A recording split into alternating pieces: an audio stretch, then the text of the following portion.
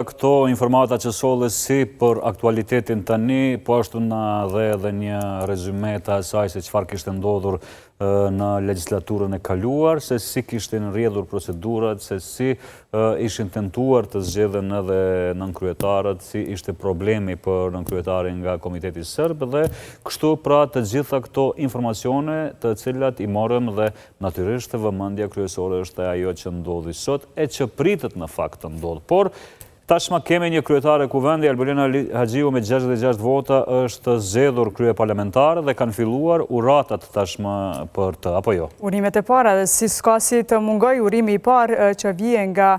presidentja e vendit Vjosa Osmani, e cila e ka uruar për pozitën kryetaren e parlamentit Albolena Haxhiun. Ajo ndër të tjera në postimin e saj në Facebook ka shkruar se në këtë moment rëndësishëm institucional rithekson nevojën e bashkëpunimit ndër institucional e konstruktiv dhe funksionim të plotë të konvendit në shërbim të forcimit të shtetit të së drejtës, stabilitetit demokratik, mbrojtjes së vlerave tona shtetërore, historike dhe avancimit të agjendës sonë euroatlantike.